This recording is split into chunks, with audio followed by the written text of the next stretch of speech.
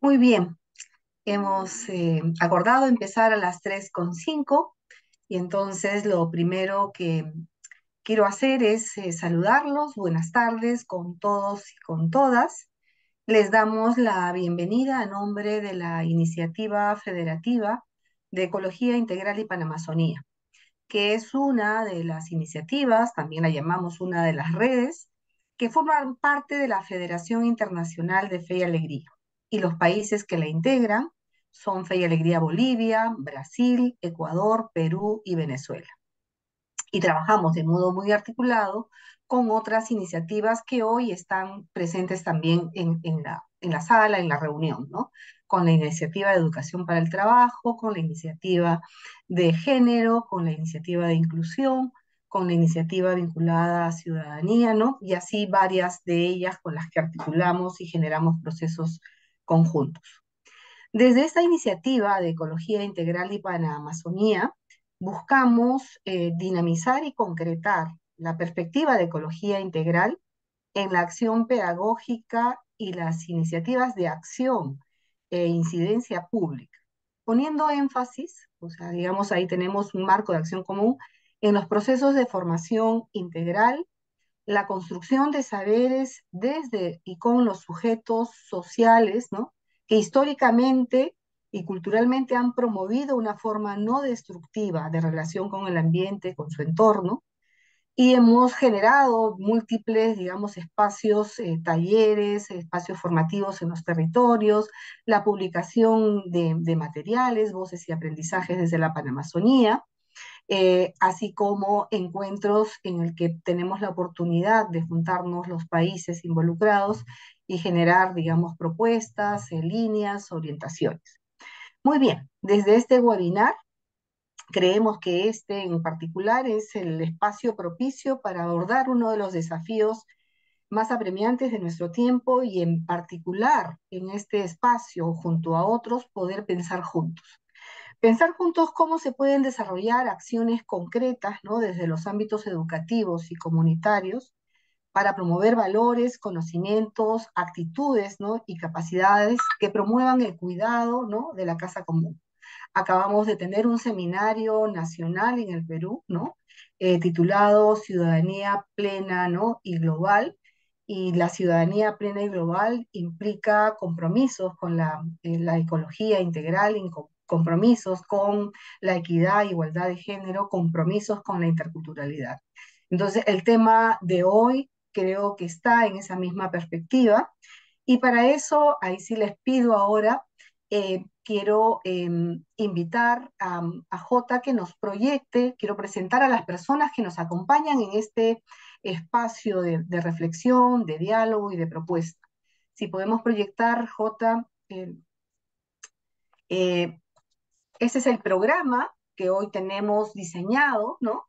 El programa va de 3 y 5 hasta las 5, ¿no? Minutos más, menos. Y lo que vamos a hacer en este momento es presentar al equipo que hoy nos acompaña, ¿no? En primer lugar, quiero presentar a María Soledad Vox. Hay una diapositiva, J, sobre María Soledad. Ujú. Pero les voy contando mientras proyectan la diapositiva. María Soledad Vox trabaja como especialista líder en educación en la División de Educación del Banco Interamericano de Desarrollo en Washington. En este rol, ella participa regularmente en la preparación y ejecución de operaciones de préstamo en el sector de educación a lo largo de América Latina y el Caribe. Desarrolla estrategias sectoriales y realiza investigaciones sobre política educativa. Más recientemente, Soledad está coordinando la Agenda Social Verde, que busca integrar las inversiones y políticas sociales con la agenda de cambio climático. Soledad tiene una maestría en políticas públicas por la Universidad de California y es licenciada en Economía de la Universidad Nacional de Cuyo en Mendoza, Argentina. Gracias, María Soledad, por acompañarnos y tú serás una de las primeras en exponer, es la ponencia principal. Quiero presentar ahora a dos personas más que nos acompañan como comentaristas. Me refiero a Maritza Mayo. Maritza Mayo, ella es arquitecta y magíster en gerencia social por la Universidad Católica del Perú, con especialización y diplomado sobre cambio climático por Flaxo Ecuador, Claxo y el Centro de Ciencia del Clima y la Resiliencia de Chile. Es consultora internacional en temas de gobernanza, cambio climático y desarrollo. Y ha sido coordinadora regional de las contribuciones eh, determinadas a nivel nacional, objetivos climáticos en el Ministerio del Ambiente, el MINA, y secretaria técnica de la Mesa de Concertación de Cajamarca. Experiencia, además, que ha sido reconocida por Naciones Unidas como una de las mejores prácticas de Latinoamérica y el Caribe en 1996. Y secretaria ejecutiva de la Asociación de Municipalidades del Perú, AM. Gracias, Maritza, también por acceder a nuestra invitación y tener la oportunidad de escucharte en el momento que te vamos a convocar. Y también nos acompaña como comentarista Simea Bachmann. Simea se formó como bióloga y antropóloga en la Universidad de Neuchâtel y Secabac, en Suiza. Trabaja temas en la intersección entre las ciencias naturales y las ciencias sociales, porque está convencida que la interdisciplinaridad es fundamental para crear un mundo más justo y más agradable para todos los seres vivos. Ella vive ahora actualmente en nuestra Amazonía peruana desde hace un año como cooperante de Comundo y está comprometida con la educación ambiental y la ecología integral en y desde la red educativa rural Fe y Alegría 72 de Pucallpa, Perú. Muy bien, tenemos entonces a nuestras tres expositoras. Vamos a iniciar entonces con María Soledad Voz. A María Soledad le hemos pedido que nos pueda presentar el estudio que ha realizado, ¿no? la División de Educación del BID, que titula Educación y Cambio Climático, ¿no? En la conversación nos interesaba mucho que ella pueda compartirnos esos aspectos centrales, los hallazgos más importantes, las recomendaciones, además, ¿no? que surgen para educadores de instituciones educativas, ¿no? y comunitarios en la implementación de competencias y habilidades para la acción climática en la edad escolar. Ese es el pedido que le hemos dicho, compartido a María Soledad. Y entonces tienes la palabra, María Soledad. Hay 40 minutos para tu intervención, igual con flexibilidad, ¿no? Lo manejamos. Adelante.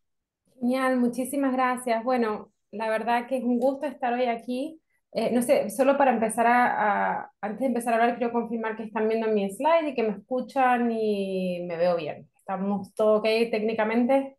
Ok, perfecto. Perfecto, genial. Bueno, muchísimas gracias por darme este espacio e invitarme a compartir con ustedes este documento que hemos producido desde el BID y la verdad que este documento lo quiero presentar como una primera aproximación al tema, viendo el perfil que tienen todos ustedes.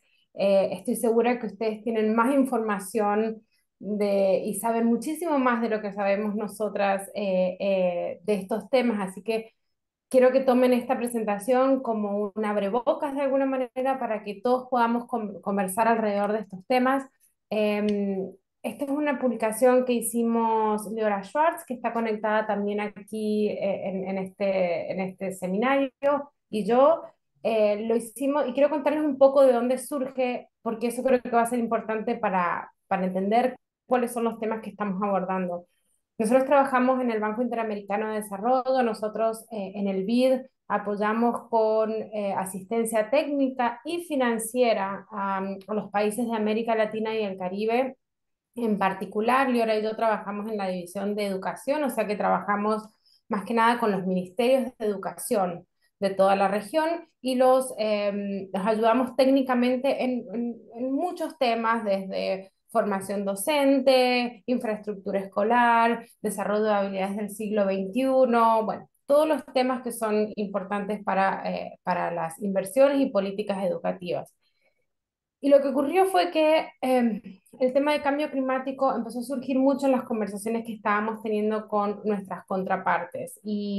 y notamos que no había mucha claridad de cuál era el rol que tenía la educación en la agenda de cambio climático. Estaba por un lado la agenda de cambio climático, estas metas que tenemos de disminuir las emisiones de los gases de efecto invernadero, también tenemos estos otros compromisos de asegurar de que seamos resilientes, que nos adaptemos a los cambios a los efectos del cambio climático, pero los que estamos en educación no entendíamos muy bien si realmente teníamos un rol en esa agenda de cambio climático. Entonces nos empezaron a hacer esas preguntas, nosotros corporativamente dentro del banco nos asignaron a este proyecto y nos dijeron, bueno, está la agenda de cambio climático, está todos los temas de educación, veamos a dónde se juntan y dónde ustedes creen que nosotros en educación le podemos agregar valor a esa agenda de cambio climático. Entonces, ahí surge esta conversación con nuestras contrapartes, con los otros especialistas que trabajan en la división de educación del BID, y con Leora armamos este documento que intenta resumir tres grandes áreas donde nosotros creemos que la educación tiene un rol en la agenda de cambio climático. Hay algunas partes que son más relevantes quizás para quienes trabajan en la escuela en el día a día, como pueden ser muchos de ustedes, y hay otras que son más relevantes para quienes hacen política pública alrededor de educación. Pero me gustaría que juntos veamos todo el set de recomendaciones, digamos, aunque algunas apliquen a ustedes, otras no, pero para entender cómo nosotros lo estamos planteando. Y al final de la presentación lo que les voy a pedir es que por favor nos den feedback, porque este es un documento vivo que puede cambiarse y ajustarse, y la idea es esa, es a partir de este documento empezar a recabar información, feedback y continuar ajustándolo. Bueno, ya contándoles todos de dónde surge todo el estudio, pasemos a contarles, les paso a contar qué es lo que realmente ponemos en el documento. Lo primero que nos preguntamos es cómo la educación puede desarrollar las habilidades que son necesarias para la acción climática, sobre todo en los chicos que están en la edad escolar. Y lo que nosotros vimos es que la educación tenía, o lo que nosotros intentamos agrupar los roles que tiene la educación en tres grandes áreas, porque sabíamos que había muchas cosas y un rol muy importante en la educación en la agenda de cambio climático, pero teníamos que agruparlo para darle alguna consistencia a este documento. Entonces dijimos, bueno, tenemos tres roles que la educación tiene en la agenda de cambio climático. Por un lado, está el tema de educar a los niños y a los jóvenes en lo que nosotros le llamamos ciudadanía verde. ¿Qué significa? Que los niños tienen que tener los conocimientos, tienen que conocer sobre los temas de cambio climático, biodiversidad, naturaleza, pero también tienen que tener los valores, o sea, tienen que valorar, tienen que tener empatía, tienen que entender que son parte del mundo en el que viven y que tienen un rol en ese mundo, tienen que entender el valor del mundo en el que viven, ¿no? Y finalmente tienen que tener la capacidad de actuar en favor del medio ambiente o luchar contra el cambio climático. Entonces, alrededor de esos tres conceptos, conocimientos, valores y capacidad de actuar, es lo que nosotros definimos como ciudadanía verde, y ese es uno de los primeros y más importantes roles que tiene la educación. Tiene el rol de educar a esos niños para que cuando terminen, mientras están en la escuela y cuando salgan de la escuela, sean verdaderos ciudadanos verdes. Por otro lado, y esto quizás sea un poquito menos relevante para los que estamos trabajando aquí, pero seguramente ustedes lo ven, los impactos que están teniendo el cambio climático en las escuelas. No tengo que contarles a ustedes que cuando hace mucho calor, los niños no pueden aprender. Ese es un impacto muy importante que está teniendo hoy en día el cambio climático al aumentar las temperaturas. También vemos que las lluvias, las fuertes lluvias, los vientos, hacen muchas destrucciones en las escuelas. Entonces, un segundo rol para la educación es asegurar que el servicio educativo sea resiliente, que pueda seguir operando con condiciones apropiadas cuando hay altas temperaturas o cuando hay un viento o cuando hay una lluvia, para no interrumpir el aprendizaje de los niños y jóvenes. Entonces, ese es un segundo rol y ya les voy a contar un poquito más en detalle de estos temas. Pero en tercer lugar, hay una agenda muy importante de cambio climático que es disminuir las emisiones. Y ahí también la educación tiene un rol.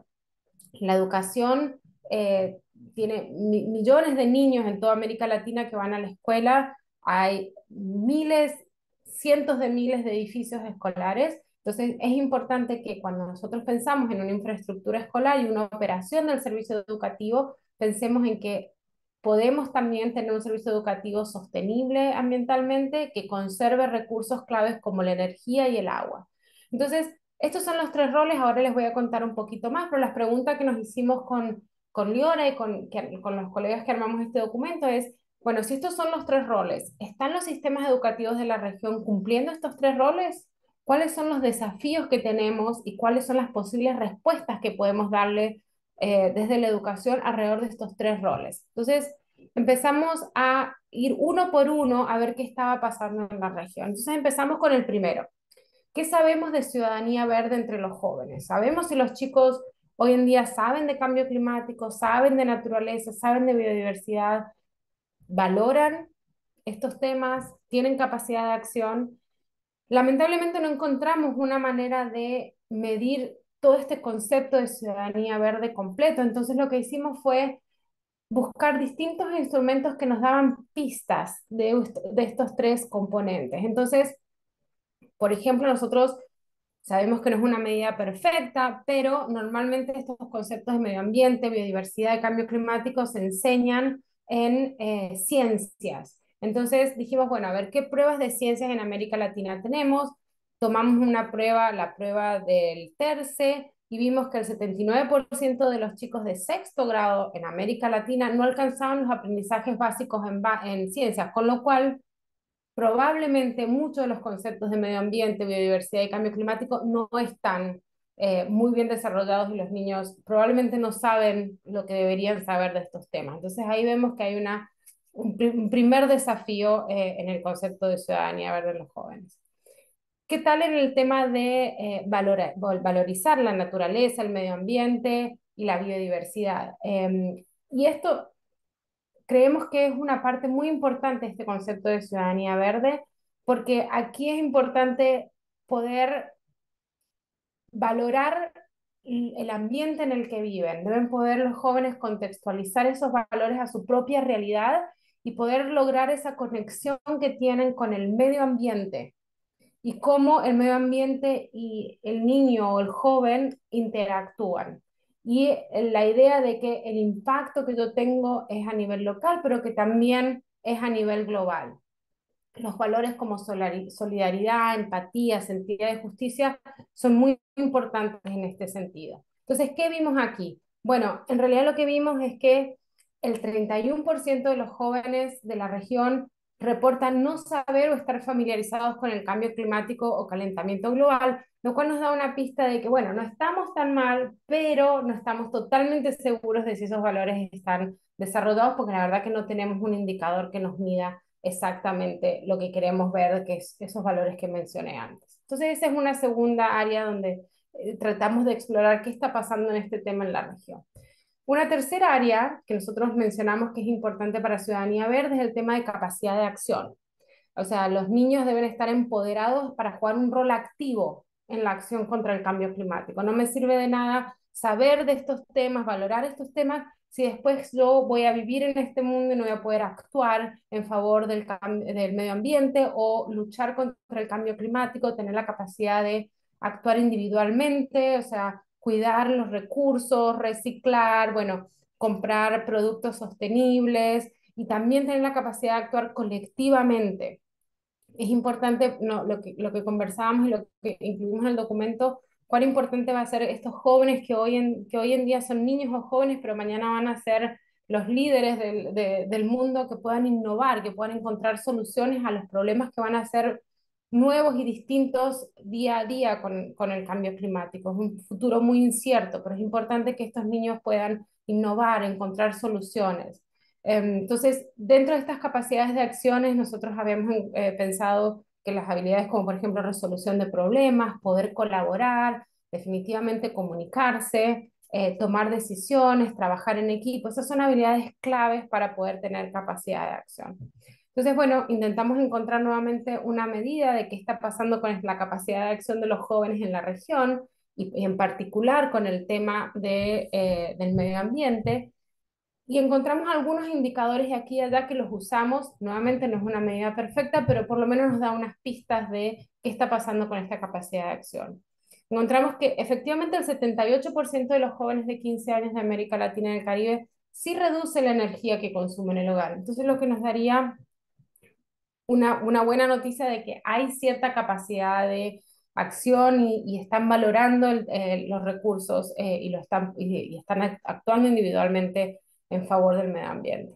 Pero algo que nos llamó la atención y que quisimos incluir en el estudio es que a los jóvenes activistas y vocales, o sea, hay cierto grupo de jóvenes que ya son activistas y vocales en sus demandas contra el cambio climático, pero interesante porque muestran que el 70% de ellos, aunque se creen activos y vocales, sienten que ellos no tienen hoy en día capacidad de influir en las políticas contra el cambio climático. 7 de cada 10 reportan no haber sido incluidos en las decisiones de política pública relacionadas con el cambio climático o la protección del medio ambiente, a pesar de que ellos sí creen que sí pueden impactar en la toma de decisiones. Entonces hay una desconexión entre lo que ellos creen que están haciendo y lo que efectivamente están pudiendo influir en la política de cambio climático.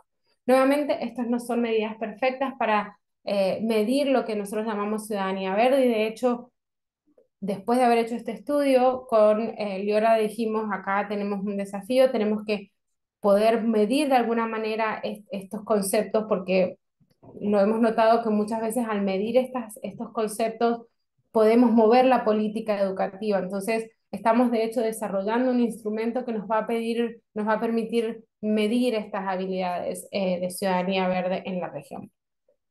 Entonces, este es el pantallazo que tenemos hoy en día de qué está pasando con la ciudadanía verde en los niños y jóvenes de la región. Recuerdan que había un segundo desafío. Nosotros habíamos dicho que era importante que las escuelas puedan ser resilientes a los impactos del cambio climático, pero ¿qué encontramos? Encontramos que en realidad el servicio educativo es muy vulnerable a los cambios climáticos, al cambio climático, perdón, a los impactos del cambio climático.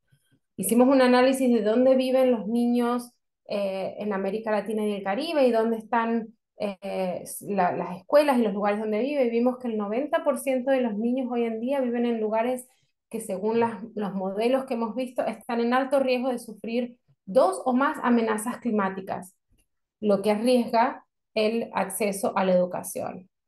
Aquí hay un tema muy interesante que, bueno, aquí en realidad quería darles un dato. En el 2021 hubo dos huracanes muy importantes en Guatemala y en Honduras, los huracanes, las tormentas tropicales ETA y OTA, que hicieron que casi 1.000 escuelas en esos países no pudieran dar clases. Entonces, los impactos del cambio climático en la educación y en la disrupción del servicio educativo ya están pasando y hoy en día, si el 90% de los niños están en regiones con alto riesgo de sufrir estos tipos de amenazas climáticas, ahí tenemos un desafío grande para el servicio educativo. Una cosa que planteamos con el equipo es que la transformación digital del servicio educativo de alguna manera es una manera de permitir al servicio educativo seguir operando ante emergencias climáticas. Entonces, el tener una transformación digital, que los niños puedan acceder a la educación de forma remota, hace que la disrupción al servicio educativo ante emergencias climáticas pueda ser menor. Pero lamentablemente, como ustedes probablemente lo sepan, allá hacia el 2020, durante plena pandemia, solamente el 20% de los hogares de América Latina y del Caribe contaba con acceso a Internet y 19% disponía acceso a computador, con lo cual aquí tenemos otro desafío. Si creemos que la transformación digital es una estrategia para generar resiliencia en el servicio educativo, la región no está lista para hacerlo. Y por último, quería mencionar algo que estamos viendo y que está impactando mucho al servicio educativo, que es el tema de las altas temperaturas. Las altas temperaturas sumadas a la manera que están hoy en día construidas las escuelas hacen que haya temperaturas dentro del aula que no son apropiadas para aprender. Nosotros desde el BID hicimos un estudio de 6 países de la región y mostramos que el 70% de las aulas que analizamos no cuentan con el confort térmico necesario para fomentar aprendizajes. Y esto probablemente va a empeorar en los próximos años, ya que las temperaturas van a seguir aumentando. Así que ahí tenemos otro desafío, las altas temperaturas que no permiten generar estas condiciones propicias para aprendizaje. Segundo desafío. ¿Qué pasa con el tercer desafío? Yo les conté que nosotros como servicio educativo, como educación, tenemos un rol también en disminuir la huella de carbono de las instituciones y del servicio educativo en sí. Aquí tampoco tenemos muchas estrategias para medirlo, pero queríamos resaltarlo porque vamos así tener estrategias para disminuir la huella de carbono, digamos, de alguna manera, de las escuelas y del servicio educativo. Parecerían, por los que hemos visto y por los pocos análisis que hemos hecho, que no están utilizando prácticas de sostenibilidad de manera sistemática. Y como les comenté antes, hay millones de niños y jóvenes en edad escolar en la región que van a estar yendo y viniendo a los edificios, usando iluminación, usando agua en las escuelas, accediendo a alimentación escolar, agua, etcétera, lo cual impacta el medio ambiente, con lo cual tenemos un rol ahí en la agenda de cambio climático. Entonces, la pregunta, o sea, esos son los tres desafíos, eso es lo que nosotros vemos que está pasando en la región, pero la pregunta que nos hicimos con Liora y con los colegas en el BID es, bueno, entonces, ¿qué podemos hacer desde la educación para aportar a la agenda de cambio climático? Y nuevamente lo agrupamos en estas tres grandes áreas que les acabo de mencionar. Entonces, bueno, una primera área de acción alrededor de ciudadanía verde, como les mencioné, es que la educación claramente tiene el rol de desarrollar esa ciudadanía verde y además habilidades para trabajos verdes, que también es un área donde nosotros podemos aportar como educación. ¿Y cómo lo hacemos? Bueno, aquí la receta no hay nada nuevo, acá hay temas que nosotros trabajamos día a día en educación. Por ejemplo, currículums. Bueno, hoy en día no todos los currículums de América Latina y el Caribe incluyen estos temas de ciudadanía verde en sus tres dimensiones: conocimientos, valores y comportamientos o capacidad de acción. Entonces, un gran área para poder realmente incluir estos temas y lograr que los niños sean ciudadanos verdes es que estén incluidos en los currículums. También tenemos que tener capacitación docente. Los docentes deben poder entender estos temas ellos mismos para poder después aprender, enseñarlos. Hemos visto que hay muchos docentes que mencionan que esto es un desafío para poder enseñar estos temas. Claramente las prácticas pedagógicas para enseñar estos temas tienen que ser efectivas, basadas en proyectos, resolución de problemas, tienen que poder lograr que un niño pueda valorar el medio ambiente, poder actuar, encontrar una innovación, una solución. Entonces son prácticas pedagógicas efectivas que tenemos que inculcar en el aula y utilizar para enseñar estos temas. También hemos visto que hay un rol importante de los programas extracurriculares que existen hoy en día para poder complementar, profundizar o inclusive contextualizar la educación para el cambio climático a la propia área donde viven los niños. Les mencioné el tema de instrumentos para medir habilidades verdes. Hoy en día encontramos que no hay ninguna manera de entender si los niños y jóvenes realmente conocen estos temas, valoran estos temas o tienen esa capacidad de acción que creemos que es importante. Y finalmente, hay varias prácticas de sostenibilidad que las voy a mencionar en el área de acción 3 que son claves para poder fomentar estos aprendizajes de sostenibilidad y medio ambiente, como por ejemplo las huertas escolares o salir a caminar, digamos, en las áreas aledañas a la escuela para poder valorar la naturaleza. Pero hay ciertas prácticas de sostenibilidad que se utilizan en la escuela que creo que son importantes para poder fomentar este aprendizaje. Entonces, esa es nuestra primera gran área de acción para desarrollar ciudadanía verde. En el documento mencionamos estas acciones que creemos que son importantes. Segunda área de acción, mencioné, creemos que es importante que el servicio educativo pueda seguir operando ante emergencias climáticas, lo que le llamamos resiliencia climática del servicio educativo. Y aquí hay primero estrategias en el diseño, construcción y operación del servicio de los edificios escolares. Esto para nosotros es clave. Nosotros, de hecho, como BID, apoyamos mucho a los países de la región a construir escuelas en toda la región, y cuando lo hacemos es importante que esos edificios no se le vuelen los techos, no se nos inunden, bueno, y puedan seguir operando ante estos eventos climáticos extremos. Entonces ahí hay una serie de recomendaciones en el documento sobre cómo mejorar la resiliencia de la construcción escolar. También es importante poder asegurar condiciones de confort en el aula, o sea, que la temperatura en el aula sea adecuada para poder enseñar. Y aquí también tenemos recomendaciones de ventilación cruzada, de diseño y de tipo de ventanas que pueden utilizarse o qué tipo de ventilación para asegurar que los niños puedan estar con una temperatura adecuada para aprender. Claramente tienen que haber planes de emergencia. ¿Qué pasa si hay una eventualidad climática? ¿Qué pasa si hay una inundación? ¿Qué pasa si hay un huracán? ¿Qué pasa si hay una tormenta muy fuerte? Eso más que nada es, o sea, hay que tener un plan, que es lo que tenemos que hacer. Les mencioné antes que creemos que los sistemas de educación a distancia son importantes para poder continuar temporalmente con la provisión del servicio en caso de eventos climáticos. Todavía hay mucho que hacer en el sistema, en los sistemas educativos para que estos sistemas de educación a distancia sean verdaderas herramientas hay una emergencia climática, hacemos educación a distancia, después volvemos a la escuela. Bueno, el poder hacer ese switch entre uno y el otro es importante y hay todavía una agenda ahí por desarrollar. Y un tema que también estamos trabajando y estamos viendo mucho es que el cambio climático está generando muchas emociones en los estudiantes. Y hay toda un área de salud mental de los estudiantes y cómo trabajar con ellos antes, durante y después de los eventos climáticos, donde la educación tiene un rol para jugar, como también la salud y la salud mental, ¿no? Pero dentro de educación hay ciertas estrategias que podemos implementar en la escuela para apoyar a los niños con esa ansiedad o con esas emociones que tienen alrededor de los eventos climáticos. Entonces esa es nuestra segunda área de acción.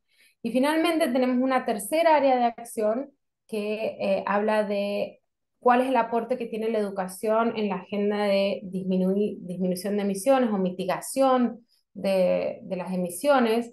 Y aquí hay un tema claramente de infraestructura, porque hay muchos edificios, mucha infraestructura escolar, y aquí hay estrategias bien claras de cómo diseñar, construir o usar la infraestructura escolar para poder minimizar el uso de energía o el agua, por ejemplo, el tema de uso de luces LED o en los baños, los inodoros que tienen dos botoncitos, uno que usa menos agua y otro que usa más agua, o las manijas para lavarse las manos, o esas que tocamos y después deja de salir el agua al ratito para que los niños no dejen el agua corriendo durante mucho tiempo. Entonces hay ciertas estrategias para minimizar el uso de energía y agua. Aquí también hacemos una propuesta de que el usar tecnología y sistemas de gestión educativa minimizan el uso de papel y en algunos casos el transporte a la escuela, con lo cual ahí también habría una pequeña semillita, un pequeño aporte a esa agenda de disminución de las emisiones.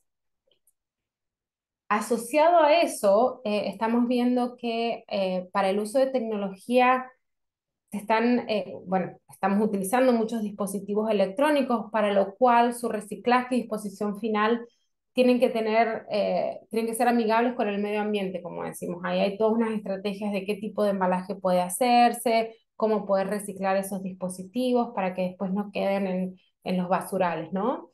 Em, en algunas ciudades y en algunos países el transporte a la escuela se está empezando a hacer de forma eléctrica y eso también está en línea con la agenda de cambio climático. Entonces ahí también vemos que la educación tiene un rol y otra semillita para poner en esa agenda de cambio climático. Y también tenemos toda una estructura alrededor de alimentación escolar, de cómo hacer la alimentación escolar más sostenible, con huertas escolares o con los utensilios para que sean bueno, para poder reusarlos o compostables, etcétera. Entonces, esas son las estrategias que presentamos alrededor de esta tercera área de acción de infraestructura y operación escolar sostenible. Y voy a hacer una pequeña mención a una cuarta área de acción donde nosotros, sobre todo a nivel de ministerios y de líderes en educación, lo vemos clave, es que si nosotros no tenemos explícitamente incluido estrategias climáticas en las políticas educativas, en los planes de educación, o al revés, temas de educación en las estrategias climáticas, no vamos a poder tener ni los recursos, ni el buy-in, ni el liderazgo para incluir estos temas de cambio climático en educación. Entonces, ahí planteamos una cuarta área de acción que sea incluir el rol de la educación explícitamente en las estrategias climáticas, como también incluir la estrategia climática en los planes de educación. Y eso creemos que va a lograr mayor compromiso con el cambio climático de nuestros líderes educativos. Y esa es nuestra cuarta área de acción y con eso voy a cerrar la presentación. Ahí les voy a dejar un link al documento que hemos publicado que creo que les puede servir mucho, ojalá les sirva mucho y como les digo, si tienen algunos comentarios al documento son más que bienvenidos y queremos escucharlos. Así que ahí lo dejo, Irma, no sé si quieres tomar la Muy palabra. bien. Sí, sí, muchas gracias, Soledad, por la presentación.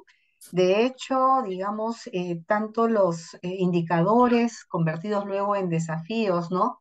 Y en recomendaciones nos hacen mucho sentido, nos conectan mucho con la realidad que vemos, que vivimos día a día. Y creo que van a ser materia ahora del diálogo y la conversación que a través del chat les estamos pidiendo a todos los participantes que puedan ir colocando ahí sus preguntas.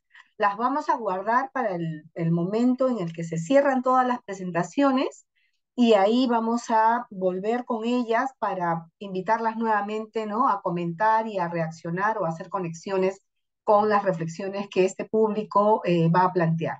Gracias nuevamente, Soledad, por tu presencia y bueno, seguimos todavía contigo. Y vamos a invitar ahora a Maritza Mayo, ¿no? Yo ya hice la presentación a Maritza y tanto Maritza ahorita y luego Simea, a ellas les pedimos algo en particular. A partir de este estudio, ¿no? Digamos que nos ofrece el BIT, les pedimos que pudieran leer esos hallazgos, ¿no? Esos indicadores, esos desafíos y recomendaciones, pero a la vez que sumaran otros más que vienen justamente de su propia, ¿no? Experiencia y conocimiento, ¿no? Digamos, en los territorios en los que han tenido y tienen oportunidad de trabajar en esta perspectiva. Entonces, esa es la invitación ahora a Maritza. Mayo, te escuchamos. Tienes el tiempo de los 15 minutos, Maritza. Muchas gracias, agradecer realmente esta invitación.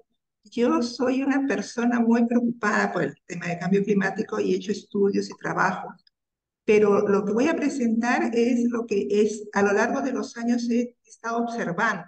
Yo no tengo una experiencia de educación y cambio climático incluso, pero creo que lo que voy a compartir puede ser de utilidad para avanzar en esta reflexión y va a ser como que voy a ilustrar lo que se ha señalado en la ponencia anterior. Entonces, primero me gustaría ubicarnos, ¿no? Voy a hablar desde Perú, desde la Amazonía peruana, y es preciso indicar, ¿no? En qué situación nos encontramos. A nivel nacional, además del retraso educativo producido por el COVID, actualmente la educación está enfrentando un fuerte retroceso. Se están dando normas que están quitando todo lo avanzado, ¿no? Estamos retrocediendo y no avanzamos a una educación de calidad. El otro componente importante es el centralismo del país, ¿no? Una cosa es la realidad que pueden vivir las unidades de las instituciones educativas en Lima y otra muy distinta en la Amazonía. La Amazonía en el Perú es un área postergada, no atendida. Y en ese sentido hay indicadores, ¿no? La cobertura eléctrica de la Amazonía se encuentra entre 51,3% y 70%, pero si vemos la Amazonía rural, en la población indígena nada más tiene 16,9% de acceso a la cobertura eléctrica. La tasa de asistencia a una institución educativa es de 72,2, pero a nivel indígena, de población indígena, solamente tenemos una tasa de 67,2. Entonces nos estamos hablando de que la realidad amazónica es muy complicada. Luego, como se ha señalado también, el Internet. El Internet es un instrumento clave para el progreso, para el estudio, y esto no es de muy buena calidad. En la Amazonía se dificultan las comunicaciones, los seminarios, el compartir es muy difícil en la zona amazónica. Solo el 27,9% de las instituciones educativas son escuelas interculturales bilingües. Los poquísimos materiales de educación sobre cambio climático no son en lenguas originarias. Entonces, ¿cómo queremos transmitir si no hablamos la misma lengua? Esa es Sí, una situación no, estructural. nada más comenzar de aquí a poquito, estaba entrando. También deberíamos decir que la Amazonía es diversa, ¿no? Tenemos Amazonía en zonas de montaña y Amazonías en las zonas planas. Pero es diferente la zona amazónica del norte, la de Loreto, con la zona sur de Puerto Maldonado. Y cada zona tiene sus particularidades para enfrentar o para tener los efectos del cambio climático. Y un aspecto importantísimo es de que las comunidades nativas tienen saberes ancestrales, tienen cultura, tienen conocimiento de cómo enfrentar el cambio climático. Y es una tarea compleja el rescate de estos saberes, porque para compartirlos las comunidades indígenas deben tener confianza con la persona que le está solicitando la información y deben tener el respaldo de que sus conocimientos no van a ser comercializados. Sin embargo, es de vital importancia recuperar esos saberes ancestrales. Y a nivel de cambio climático, el tema, la problemática de cambio climático no está en la agenda nacional. Sin embargo, como humanidad, tres son las grandes crisis que enfrentamos. Una es la de cambio climático, la otra es la contaminación y la tercera es la biodiversidad. Temas claves porque estamos hablando de la sobrevivencia de la humanidad y esos temas no aparecen en la agenda pública. En esta fotografía vemos los vientos huracanados que se dan en Loreto, ¿no? Que podría ser la ciudad más importante de la Amazonía peruana al norte del país. Y como vemos en la gráfica, cada año los vientos se hacen más fuertes. Y también hay que tener en cuenta lo que nos dice la ciencia sobre el tema de cambio climático. Los eventos hidrometeorológicos cada vez van a ser más frecuentes, más intensos y van a cubrir mayor territorio cada vez. Ahora bien, veamos cómo impacta esos fenómenos en la vida cotidiana y en la educación. Si miramos Iquitos, Loreto, ¿no? Iquitos sufrió dos inundaciones, una en el 2012 y otra en el 2015. Si vemos, han sido más de 72.000 viviendas afectadas en el 2012, 1.724 centros educativos, o sea, que no funcionaban, ¿no? Y 56 centros de salud también fueron afectados. Algo similar pasó en el 2015, donde se tuvo 7.000 personas afectadas y que se fueron a vivir en los albergues. Entonces, como les decía, los eventos hidrometeorológicos, en este caso las lluvias, van a ser más frecuentes cada año. Y la gráfica allí lo demuestra, ¿no? Ahora, ¿cómo afecta esto a las clases? El efecto de las inundaciones obliga a que en varios lugares, las clases efectivas se reduzcan a 4 meses de clase. Ello es especialmente sentido en las instituciones educativas de las comunidades nativas. O sea, si estamos hablando de una educación que dura 9 meses, 11 meses, ¿no? Nada más, si hay este tipo de inundaciones muy intensas, tenemos educación nada más 4 meses. La fotografía es de la inundación de Belén en Loreto en el año 2012. Ya, se produce la emergencia, se generan los campamentos de emergencia. Si no estamos bien preparados, se pueden generar situaciones como las que vemos a la izquierda, o si tenemos planificación, debemos tener ya la cosa más planificada, por eso es importante tener previsión para estas acciones. Ahora, el tema de los campamentos es un tema hay que mirarlo con mucho cuidado en el tema de la educación, porque un campamento mal planificado incide en el incremento de embarazos adolescentes. Y otra consecuencia de las inundaciones es que la gente se ve obligada a mudarse. O sea, los niños, los jóvenes, sufren el tema del desarraigo. ¿Y por qué se produce eso? Porque la intensidad de las lluvias es algunas veces así, tan seguidas, tan frecuentes, tan intensas, que la zona donde viven las personas ya no se seca, ya no es posible vivir allí, ya no es posible tener los animales allí porque tampoco es tierra seca, ya es tierra húmeda. Entonces la gente se muda a la ciudad más cercana, en este caso, si estoy viendo Loreto, se muda a la zona de Iquitos. Y en la medida de sus posibilidades, se instala, consigue un terreno y se las arregla independientemente generalmente. Pero también hay iniciativas del Estado, en este caso fue una iniciativa del año 2017, más o menos.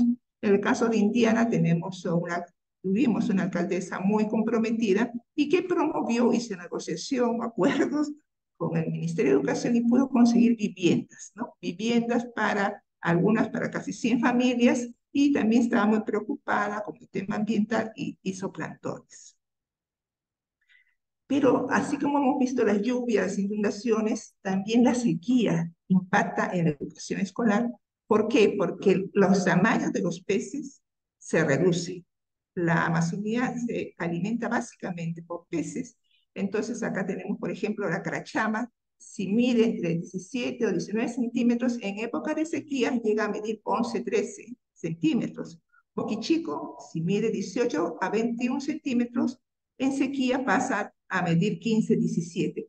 Y esto significa de que si vas a comprar pescado, vas a gastar más si quieres tener la misma calidad de alimentación. O sea, es más gasto, pero y si no puedes comprar o adquirir el pescado o así lo pesques, la calidad de tu alimentación, la calidad de la alimentación escolar se ve afectada. El tercer fenómeno que les estoy compartiendo es el aumento de la temperatura. Los niños no pueden tener actividades al aire libre, ¿no? En horas del mediodía. Las clases al aire libre en los centros educativos se restringe a partir del mediodía. La exposición del sol limita las actividades. Y nuevamente, Iquitos, la vida me ha llevado muchas veces allá. Vemos, por ejemplo, la foto de en medio, es de un parque para niños, ¿no? Para chiquitos, sin árboles, ¿no? ¿Quién va a llevar allí? Por supuesto lo pueden ver, está vacío el parque. Pero siempre he tenido este interrogante, ¿por qué en el caso de Iquitos tiene un afán, una cultura de que no quiere árboles y tala los árboles y se convierte en una ciudad de cemento, ¿no? Entonces, el tema de cómo concebimos la ciudad, la integración de la naturaleza con la ciudad, ¿no? Tiene que estar ahora más presente, es una exigencia, si no, no vivimos, no podemos vivir. Y continuando con el aumento de la temperatura, este es un poblado en Indiana, en Mazán, también en Loreto, ¿no? Donde los techos que son muy comunes acá en nuestra selva peruana, de calamina, o sea, metal. Imagínense la temperatura, 30 grados. Esta semana ha estado 32 grados. ¿Cómo es la temperatura adentro, ¿no? Con estos niños tan pequeños? Era una sartén, realmente, ¿no? Entonces, tendríamos que pensar y hablar con las personas de que ese tipo de techo no puede estar porque es dañino. Y hay soluciones, ¿no? Se hace un doble techo, pero lo que vamos es de que eso es un uso de materiales que deberíamos cambiar. Y si nos acercamos a los centros educativos, si hablamos en una ciudad como la de Iquitos, es ensordecedor el ruido por el tema de los motocarros. Entonces, no se puede escuchar la clase por ruidos externos. No se puede poner vidrios porque es muy alta la temperatura, ¿no? Entonces, no hay condiciones en una ciudad amazónica, así uno viva en la ciudad, para recibir buena educación. Nos preguntamos, ¿es posible aprender en un ambiente donde la temperatura supera los 30 grados centígrados, mientras la luz deslumbra tu cuaderno y el ruido te impide escuchar lo que dice tu profesor al alcanzar los 80 decibeles? O sea, los profesores gritan y la gente que está en la calle grita. ¿Por qué? Porque los motocarros no usan silenciador y toda la ciudad es así de complicada. Entonces, en el 2013 se realizó un proyecto de la cooperación alemana y dijo, vamos a poner 3 aulas que tengan todas las condiciones, ¿no? Ventanas y baldosas acústicas, iluminación eficiente, renovación de aire con recuperación del calor, sistema de equilibrio de uso de la luz natural, no sé, el aula perfecta para la Amazonía. Se hicieron 3 aulas. Yo la visité 4 o 5 años después. De esas 3 aulas, una nada más quedaba a medias condiciones. Y en esa aula nada más podían estudiar los alumnos que iban a pasar la prueba PISA, ¿no? Porque de esa manera garantizaban elevar el estándar del colegio educativo. Sin embargo, las otras aulas del colegio no tenían esta calidad, que ya no era tan óptima, pero era mejor que la de las otras aulas. Entonces, el tema del acondicionamiento, ¿no? Y acá vemos que no basta solamente mirar el aula. Es, por ejemplo, el ruido de los motocarros, es el tema de que no hay árboles en la ciudad para que las aulas sean más frescas. Entonces, es mirar el aula, pero mirar el entorno también. Y entonces, les paso a compartir algunas iniciativas. Y por supuesto, cuando uno le dice pinta a los niños tienen sus iniciativas, son dibujos, acciones del 2015, ¿no? Entonces, los niños sí tienen una sensibilidad para el tema de la naturaleza y hay pinturas muy bellas que hacen. Por ejemplo, ustedes saben que los eventos climáticos tienen una COP mundial, una reunión de todos los gobiernos, y que es a final de años.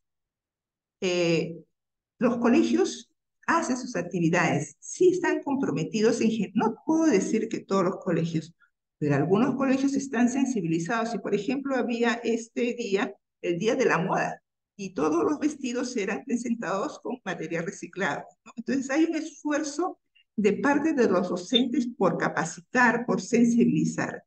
Pero el tema es de que a los docentes les falta material para capacitar.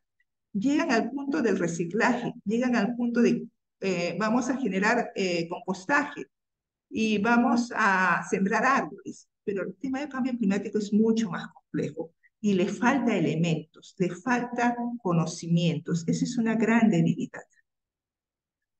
También tenemos esta experiencia que se produjo hace 2 años que tuve el gusto de trabajar. Fue con un barrio pobre de Belén, en Iquitos, ¿no? Conseguí unos fondos y se pudo hacer un concurso para que ellos tengan alguna iniciativa. Y estos jóvenes de Belén dijeron, queremos plantar árboles, ¿no? Entonces eran jóvenes que ya habían acabado educación, es cierto, ¿no? Pero ellos involucraron a sus hermanos menores. Y esto es muy lindo, ¿no? Porque los hermanos menores estaban allí, arreglaban, pintaban las macetas, y el segundo año conseguimos fondos y se replicó la situación, ¿no? O sea, el hecho de que las iniciativas que se mencionaban anteriormente, los voluntariados, hay muchos jóvenes que tienen liderazgo y que están haciendo acciones. Realmente me he sorprendido, ¿no? O sea, cada vez hay más jóvenes comprometidos, pero no es un compromiso individual, jalan a sus hermanos. Eso es muy bonito. Este año sí tuve la oportunidad de participar en un proyecto educativo, ¿no? Entonces allí me acerqué a qué estaba pasando sobre el tema de educación. El gobierno dice, el tema de cambio climático se tiene que enseñar de forma obligatoria, es un tema transversal, pero no te explicita cuántas horas. Entonces tú puedes enseñar el tema de cambio climático por 3 horas en todo el año o puedes enseñarlo en 3 semanas o 3 meses. ¿Y de qué depende la duración de eso? Del interés del docente y si el docente puede tener materiales para compartir con sus alumnos, por un lado, y estos materiales tienen que ser de tal nivel que sea comprendido por los alumnos porque tenemos una deficiencia de capacidad lectora, ¿no? Entonces, ¿cómo hacemos que el niño se preocupe, se interese en el cambio climático, se comprometa con la ciencia si su capacidad lectora está limitada? En el caso de este proyecto que fue promovido por Fundación Árbol de la Vida con UNICEF en convenio con el gobierno regional y local de Iquitos y de Loreto, se promovió el Consejo Consultivo de Niñas y Adolescentes de Loreto. Entonces ellos se plantean, ya nosotros tenemos los niños y adolescentes, pongámonos en coordinación con los docentes, apoyemos a los docentes en capacitarlos, en darles material, ¿no?, sobre el tema de cambio climático, y luego, pero ese no es un conocimiento que debería quedar allí, debería promover la acción y debería promover la incidencia, que es lo que estamos diciendo también, ¿no? O sea, cómo hacer que toda esta situación avance. Se planteó esta iniciativa, pero no ha tenido el empuje suficiente, pero como que está latente, ¿no? Está latente. Me comentaban de que que está ya en el área de proyectos del gobierno regional y es posible que se consiga algún financiamiento para que los niños puedan acceder a esta iniciativa. Entonces, algunos retos resumiendo, ¿no?, que nos planteamos. La mayor parte de la población de la ciudad de Iquitos no ha tenido una experiencia de bosque, incluye a los niños y adolescentes. O sea, ese es un tema bien importante, ¿no? Están en una ciudad amazónica, pero no se vinculan, no visitan el bosque. Entonces, ¿cómo podemos hacer que ellos se comprometan con el bosque si su experiencia de vida no les ha permitido tener ese contacto? Se tiene que mejorar la infraestructura de las instituciones educativas, realizar campañas para el control de ruidos, acelerar el acceso a una conectividad en Internet de buena calidad, capacitar a docentes de qué cosa es el cambio climático, facilitar materiales para la enseñanza del cambio climático, promover el intercambio de experiencias de la enseñanza del cambio climático, crear una red de docentes, ¿no?, que entre ellos también puedan ir aprendiendo. Y debemos acercar al alumno y a los docentes en la ciencia climática. En el caso peruano, trabajar en alianza con el SENAMI. O sea, el tema de cambio climático no solamente es técnico, es un tema científico. Tenemos que hacer propuestas que estén alineadas y estar siguiendo que nos dice el SENAMI. No, acá este año o los siguientes años en Loreto va a haber, más bien se va a suceder sequías, pero en la zona de Puerto Maldonado va a haber más inundación y en la zona de Pucallpa es más propensa a incendios. Entonces, teniendo en cuenta todas estas posibilidades, escenarios, es posible que acondicionemos el entorno, lo exterior, pero también hagamos la currícula escolar teniendo en cuenta estas consideraciones. Gracias. Muchas gracias, Maritza. Eh, Muchas gracias, Maritza, por tu presentación, por esta conexión también con el trabajo presentado por Soledad. Y me parece súper interesante esta relación que haces, ¿no? O sea, sí se encuentra sensibilidad, digamos, en los actores educativos, ¿no?, diversos, desde los niños, los adolescentes, los jóvenes, ¿no? Hay voluntad, ¿no?, de hacer, pero hay también al mismo tiempo una barrera, ¿no?, en términos de que eso encuentra o no encuentra el correlato, ¿no?, digamos, más político como para decir, caminemos por esta ruta, ¿no?, común, ¿no? O sea, estamos con un horizonte compartido en términos del cuidado de la casa común, en términos de mayor conciencia de lo que implica, ¿no?, el cambio climático. Este, súper interesante, nos has dado datos de 3 ciudades, ¿no?, de 3 regiones, que creo que son muy cercanas a las regiones de nuestros otros países con los que compartimos la Panamazonía, ¿no? Y de los otros países también donde los efectos del cambio climático se sienten, se viven, pero sobre los cuales aún no tomamos, ¿no?, las medidas necesarias. Gracias, Maritza, y sigo invitando a todos a poner sus preguntas en el chat porque esa va a ser la segunda vuelta. Invito ahora a Simea Bachman. Ya hice la presentación de Simea para quienes no la escucharon porque entraron un poquito después. Simea es bióloga y antropóloga y trabaja temas de intersección entre ciencias naturales y las ciencias sociales, ¿no? Y convencida de que la interdisciplinariedad es fundamental para crear un mundo más justo y más agradable. Eso. Adelante, Simea.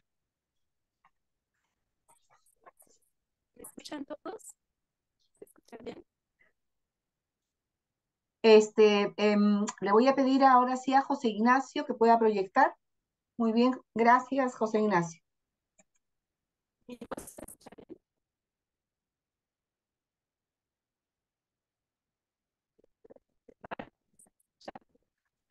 Simea tu micrófono.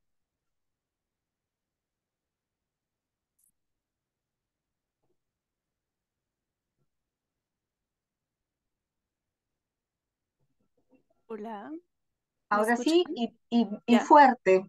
Pégate al Ok. micrófono, chica. Ajá, ¿Está mejor ahora? ahora sí. Ajá. ¿Me escuchan bien? Perfecto. Ok.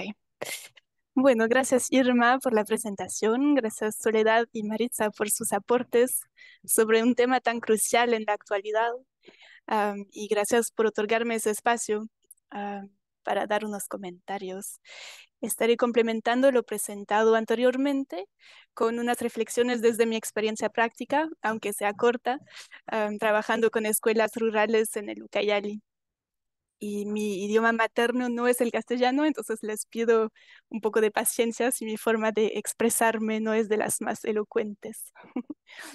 Am, Quiero empezar mi comentario citando a la doctora en física, filósofa y activista ambiental de la India, Vandana Shiva. José Ignacio, ¿me podrías poner la próxima slide, por favor? Gracias.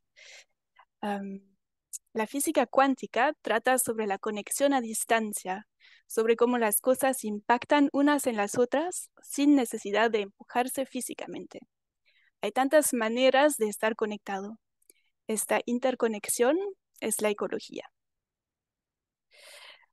El cambio climático, o en otras palabras, la crisis climática o hasta el colapso climático, como se dice a veces, es una consecuencia de modos de producción y modos de vida que no toman en cuenta la ecología, que no toman en cuenta la interconexión de absolutamente todo en nuestro mundo. Y eso se manifiesta, la próxima, por favor. Eso se manifiesta a nivel macro y también a nivel micro.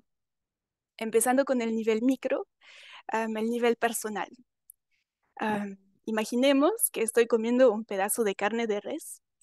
Cuando yo como ese pedazo de carne, no es muy cómodo pensar en las extensiones de bosque amazónico que han sido deforestados para sembrar la soya que alimenta a la vaca que estoy comiendo. No es grato pensar en el daño irreversible que hace la ganadería al suelo. Tampoco es placentero pensar en el sufrimiento de las mismas vacas en el matadero. En general, no es muy cómodo pensar en las interconexiones porque nos hace cuestionar nuestros propios comportamientos. Es mucho más fácil no pensar, o quizás me atrevo a pensar, pero no cambio mi comportamiento. Y eso es una de las lógicas a la raíz del cambio climático. Y el cambio climático no solamente es un problema a nivel individual, también es un problema a nivel macro, estructural, global. Y los sistemas de producción o el sistema de producción predominante en el mundo y también en la Amazonía es un sistema extractivista que no toma en cuenta las consecuencias a corto ni a largo plazo de su actividad. La meta es generar dinero rápido. Así se extraen recursos en un ritmo mucho más acelerado del ritmo al cual se regeneran los recursos. Una consecuencia directa de eso es el cambio climático y la crisis de la biodiversidad. El sistema de producción y de consumo predominante actual no considera justamente las interconexiones que son vitales y cuando lo hace de forma incompleta. La próxima, por favor. Por esas razones, educar en cambio climático va mucho más allá de la simple explicación de los procesos físicos en una sesión de aprendizaje de 2 horas. Educar en cambio climático es enseñar a pensar interconexiones, es practicar valores de respeto, es empoderar para tomar acción, es ser un ejemplo, es ser proactivo considerando el nivel local, tanto como regional y global. Y en eso me uno por completo a lo que presentó Soledad Vos, no solamente se ha definido un solo rol de la escuela en tiempos de cambio climático, no solamente se ha tratado del currículo, sino que se ha ido mucho más allá definiendo 4 áreas de acción, además del trabajo directo con los estudiantes para para construir una ciudadanía verde. Se ha pensado en la resiliencia climática del servicio escolar, en la infraestructura escolar y en la agenda política, lo que da testimonio de un acercamiento integral al tema. Y me parece muy importante no perder de vista los puntos 2, 3 y 4. Me gustaría dar unos ejemplos de la región rural de la Amazonía para los puntos 2 y 3 y regresaremos al punto 1 al final. Empecemos con las escuelas resilientes. La próxima, sí, gracias, está. En la región rural de Pucallpa, creo que también es otra, es otro contexto aún que las ciudades, que el contexto de ciudades que nos ha presentado Maritza. El contexto rural también tiene sus especialidades. Y bueno, los factores climáticos ya son desde siempre, creo, un gran reto en el tema de la educación. Yo conozco la Amazonía peruana, pero supongo que en la ruralidad de los otros países de la Panamazonía también ocurren cosas similares. Y bueno, por nuestra región, las lluvias torrenciales, por ejemplo, impiden a los docentes llegar a las escuelas. Acá vemos una foto que hemos tomado cuando salimos al campo y bueno, si las calles están así, es muy difícil encontrar movilidad y si nosotros no podemos llegar a las escuelas, los docentes también tienen problemas llegar. A veces hemos tenido que cancelar eventos por causas de la lluvia, por causas del estado de las pistas. Y los crecientes del río inundan las escuelas durante algunos meses por año, incluso hasta que se retrasan el inicio de las clases. Y claro, el calor que ya hemos mencionado, algo que me parece un poco contradictorio y no es la única contradicción que veremos hoy, es que a veces se recomiendan a las escuelas no poner árboles cerca a la escuela por temas de seguridad. Entonces, es muy contradictorio, ¿no? Se entiende que quizás es peligroso si se cae un árbol en la escuela. Siempre, sí, hay varios puntos de vista en un solo asunto. Y como hemos visto, se prevé que los fenómenos meteorológicos extremos aumenten con el cambio climático en todo el mundo y también en los países de la Panamazonía. Entonces, de verdad, presentan un gran reto que hay que tomar en cuenta en la planificación de la educación presente y del futuro. La próxima, por favor. Gracias. En cuanto a la sostenibilidad climática de la infraestructura, uno de los retos más difíciles que he podido identificar en la zona rural es el tema de la gestión de la basura. Los productos del Caliwarma. El Caliwarma es digamos, la estructura que gestiona la alimentación escolar en las escuelas. Entonces, los productos del Caliwarma o otros productos llegan a las comunidades con un servicio de distribución, pero nadie se encarga de recoger los empaques en los cuales vienen los productos. Entonces, en el sitio mismo es casi imposible disponer de la basura de forma sostenible. No hay sistema de reciclaje, entonces los moradores y los docentes tienen 2 opciones: o hacen un botadero contaminando suelo y agua, o queman la basura contribuyendo al cambio climático. En general, el hecho de que las empresas no se responsabilicen por las basuras que generan es un gran problema, y ese problema se hace muy visible y palpable en las comunidades rurales. Y creo que es un tema, el tema de la basura, y la basura escolar también es un tema que requiere una reflexión integral y sistémica. La próxima slide, por favor. Gracias. Pasemos ahora al tema de la ciudadanía verde. El documento presentado dice que uno de los roles de la escuela es construir una ciudadanía verde y me parecen muy valiosas las propuestas de acción. Anterior, por favor. Sí, gracias. Me parecen muy valiosas las propuestas de acción que han sido presentadas para construir esa ciudadanía verde de la cual estamos hablando. Am, Aunque es importante integrar el tema en los currículos, el tema de la educación en el contexto de cambio climático es mucho más amplio y eso se ve reflejado en las propuestas. Un punto quizás que agregaría a la lista para nuestro contexto rural en la Amazonía peruana ucayalina es el trabajo con las madres y los padres de familia y la comunidad en general. No sé si es así en otras partes de la Amazonía, pero en las escuelas que nosotros acompañamos, las madres y los padres de familia participan mucho en la vida escolar.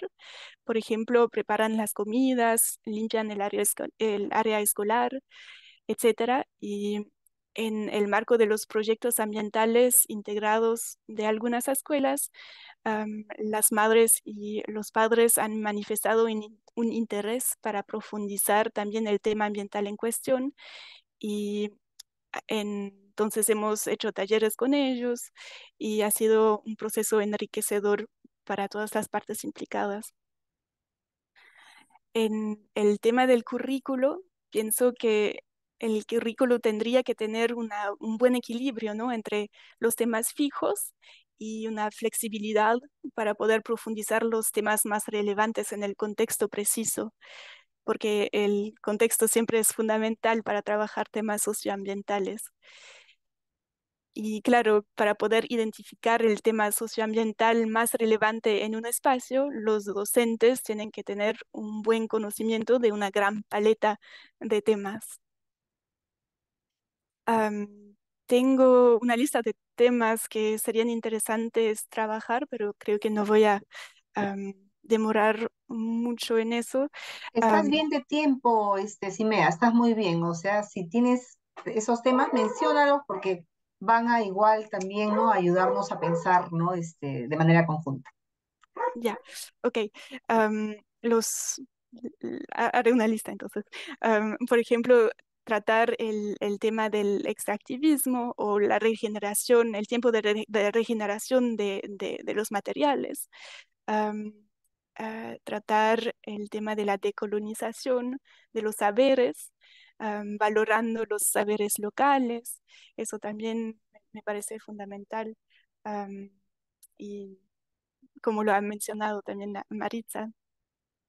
Y un tema que me parece importantísimo para el contexto am, amazónico es el tema de los suelos, porque muchas veces se olvida un poco que los suelos también capturan carbono, no solamente son los árboles, sino que también los suelos a través de las plantas, claro, pero absorban carbono y am, volver a recuperar suelos que han sido degradados después de de la deforestación es también una buena forma de participar en disminuir el cambio climático y también capacitar a los moradores y pues a los estudiantes en temas de fertilidad del suelo, cómo es que se mantiene fértil el suelo de una chacra porque si es que se mantiene fértil, no es necesario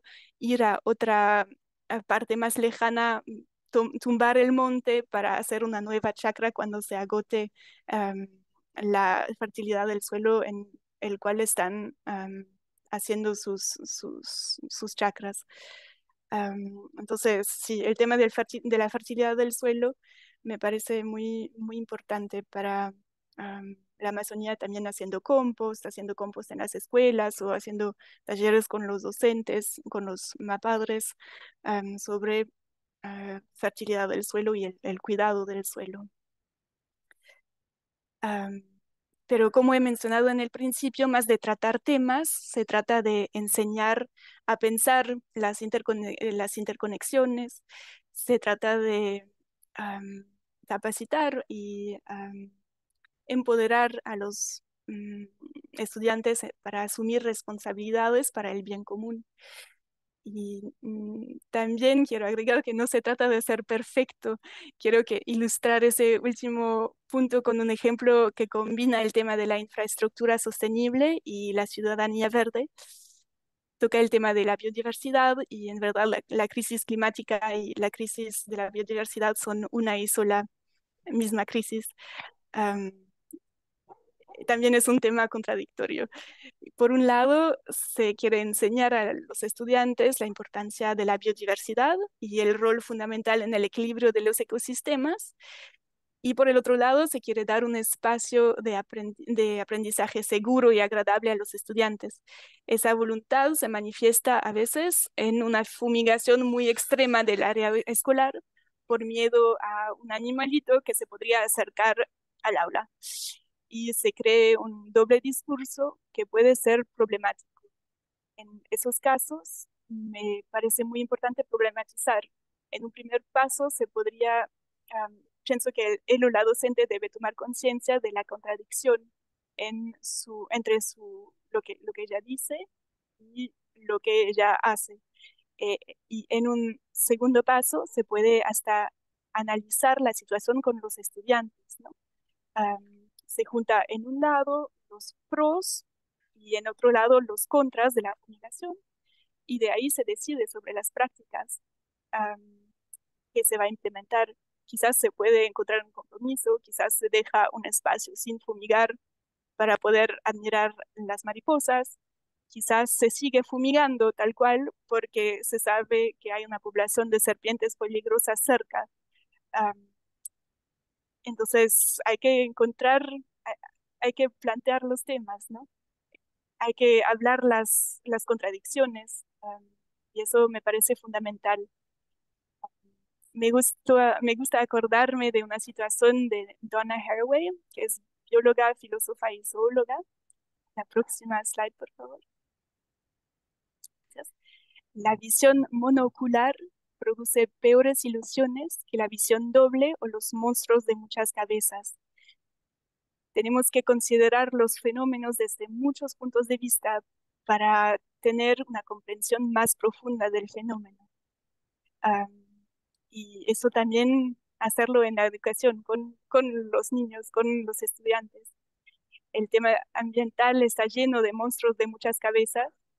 Muchas veces no existe una solución perfecta, se trata de tomar decisiones informadas que minimicen la destrucción y el sufrimiento de todos los seres que pueblan el planeta, y que los estudiantes sean protagonistas en estos procesos.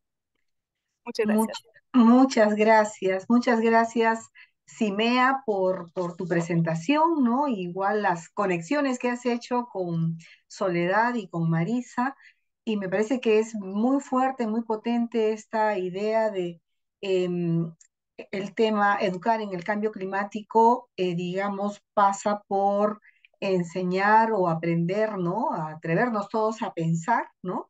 En esas interconexiones en todas las dimensiones, y creo que eso conecta mucho con nuestra perspectiva, ¿no? Y apuesta de la educación popular cuando decimos, ¿no? Tenemos que mirar la realidad, sentirla, tocarla, escuchar, oír, ¿no? Conectarnos con el entorno, y atrevernos justamente a pensar y a cuestionar para crear, ¿no? Nuevas posibilidades, y en este caso en concreto, nuevas posibilidades de vida. Entonces, creo que tu intervención, Simea, nos coloca frente a este desafío más profundo que tiene que ver con decíamos en otros espacios, el tema del cuidado, ¿no? O sea, aprender, digamos, este paradigma del cuidado que Leonardo Boff, ¿no? Y otros plantean, que es el cuidado en todas las dimensiones de la vida. Entonces, con esta intervención, con las tres intervenciones, ahora quisiera que entremos todos a la parte de las preguntas. Si ya hay algunos y algunas que han ido escribiendo, entonces Yo voy a leerlas y les pido tanto a Soledad, si encienden sus camaritas, a Maritza y a Simea, que las preguntas combinan, ¿no? Combinan reflexión, ¿no? Combinan también una suerte de afirmación respecto a lo dicho por cada una ¿no? de ustedes, ¿no?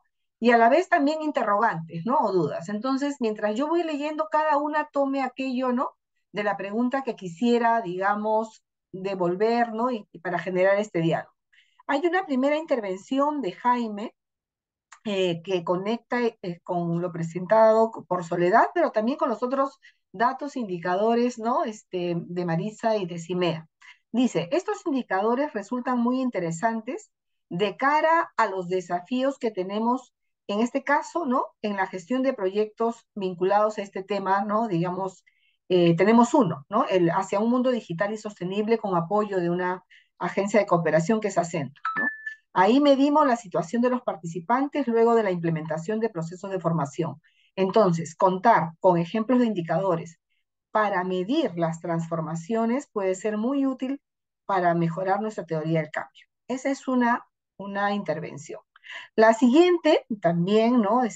Jaime nos dice que en el caso, ¿no? De este punto que se habló de la resiliencia climática, dice, es necesario considerar que los centros educativos, ¿no? Suelen convertirse en la primera opción para adaptar, ¿no? Y en refugios. Sobre todo se refiere en estos momentos de eventos y crisis, ¿no? Digamos, donde se caen un montón de cosas y la escuela suele ser el lugar donde, ¿no? Digamos, y esto complica, pone, ¿no? La continuidad educativa. Otro punto importante, Lucila nos comenta que para Fe y Alegría, ¿no? Para este movimiento, es muy importante el rol de los educadores, ¿no? Y en varios momentos en las tres intervenciones se ha hablado del papel, ¿no? De los educadores y educadoras en esta educación sobre el cambio climático. Entonces, agarra los elementos que ustedes han planteado. Sí, pues es conocimientos, es valores, ¿no? Y son acciones, ¿no? Y son prácticas, son actitudes por el compromiso del colectivo docente. Milton nos dice que igual, ¿no? Saluda el estudio del BIT, que es interesante, pero observa que en las escuelas, ¿no? Milton está en Ecuador, pero también se mueve, ha visto, ¿no? Varias escuelas de nuestra América Latina y de la Panamazonía, ¿no? Y en las escuelas, dice, suele haber la tendencia a minimizar este tema, ¿no? Reduciéndolo a acciones de tipo ambiental, ¿no? Y ahí se hace referencia a reciclaje también, ¿no? Que fue la observación de Marisa, ¿no? Digamos, reducir, reciclar, que no está mal, pero que es un puntito, ¿no? Viendo hacia adentro de las escuelas, pregunta, ¿no? ¿Cómo extender la mirada sobre lo ecológico para desarrollar acciones vinculadas a los otros aspectos que se mencionan en el estudio?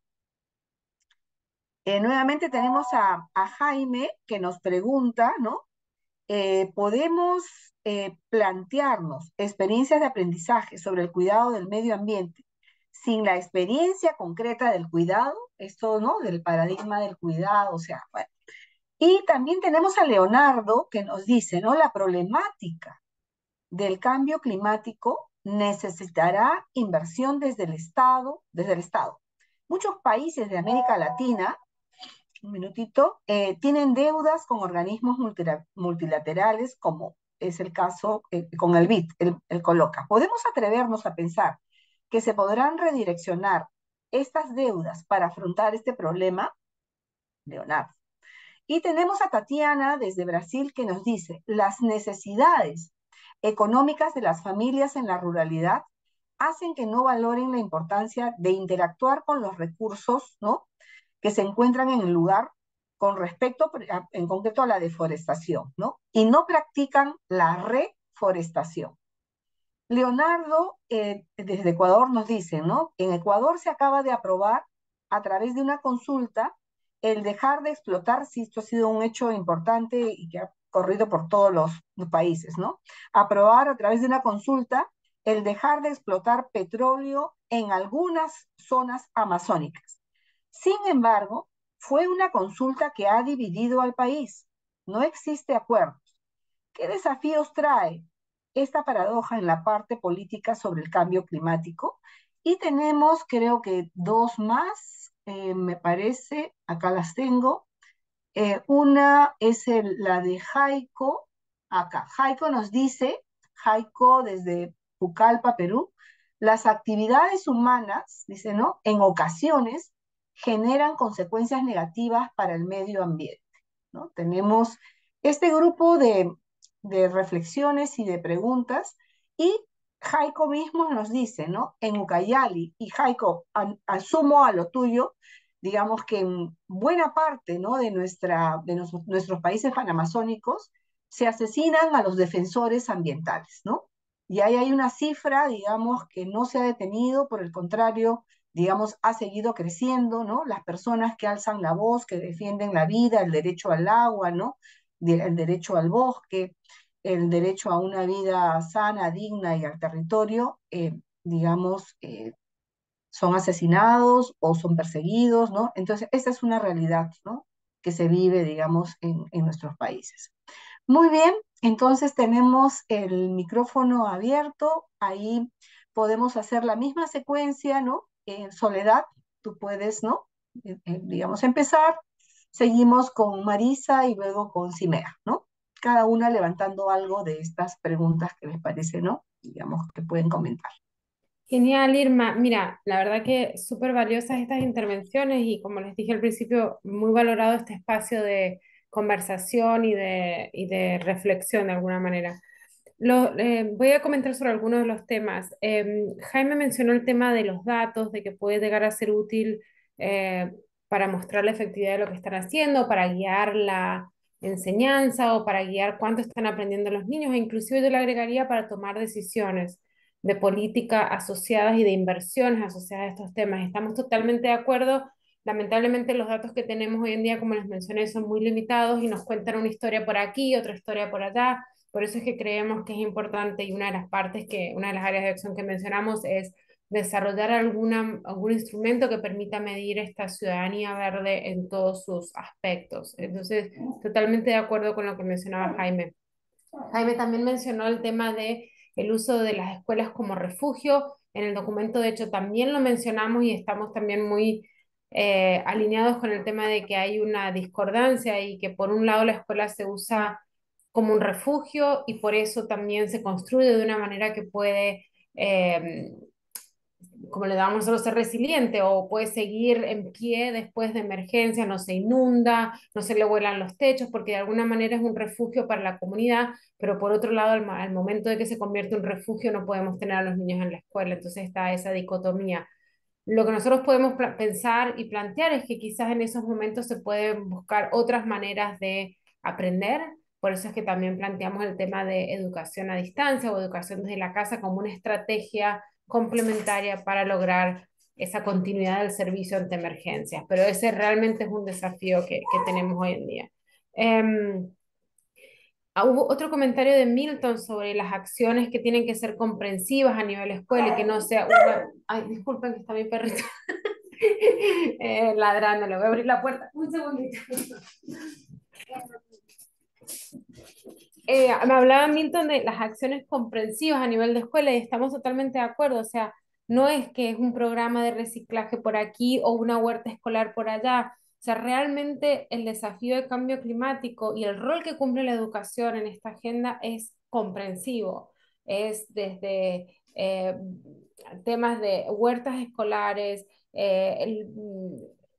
los árboles alrededor de la escuela, que también lo mencionaron, la escuela debe ser un ejemplo, de hecho, para lo que nosotros queremos que los niños hagan en sus casas y en sus comunidades.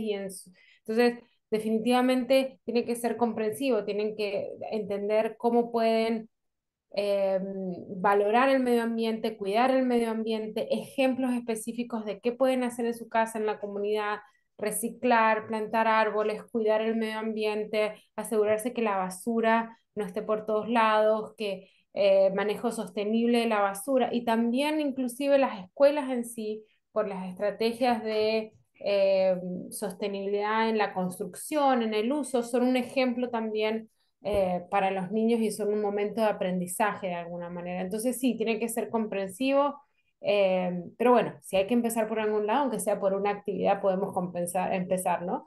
Eh, ¿Qué más dijeron?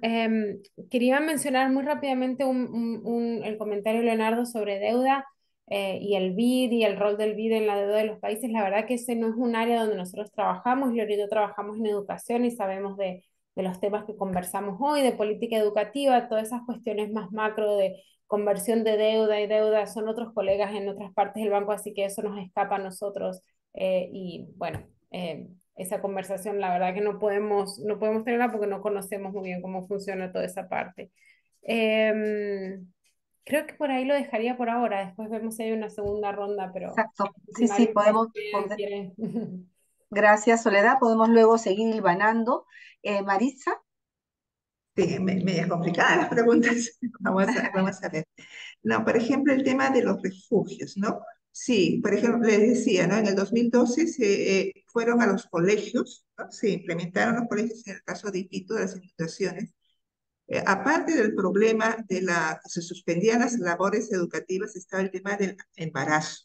O sea, ese es un tema grave, ¿no? Porque las niñas no tienen privacidad en estos refugios.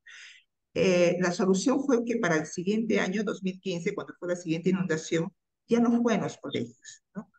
Entonces hay que planificar cuáles son los refugios adecuados, qué condiciones deben tener y sobre todo proteger a las niñas, que serían las más vulnerables, ¿no? Porque ahí no hay privacidad. En Europa, por ejemplo, no hablando del tema de educación, ya se habla de refugio, porque son tan altas las temperaturas de que las ciudades tienen que tener refugios climáticos. O sea, es tan grande el sofoco, las olas de calor que pueden causar muerte, que tenemos que pensar en refugios, ¿no? En general. Luego está que las escuelas habría que ver, dice, sí, tenemos siempre el enfoque de reciclaje, cómo ampliar la mirada ecológica. Como les decía, para mí es fundamental que conozcan el bosque. O sea, si estamos en Amazonía, tenemos que conocer el bosque. ujú, No voy a ser, creo, infidente. El jefe del IAP, del Instituto de Investigación de la Amazonía, yo lo entrevisté hace 5 años, jefe de bosque, y me dijo en la entrevista que le hice, Maritza, sí, tienes razón, yo nunca he llevado a mi hijo al bosque, yo nunca, ¿no? Entonces, ¿cómo puedes comprometerte si no conoces el bosque? Entonces, una actividad escolar es vincularte con la naturaleza y que esta naturaleza también esté en la ciudad.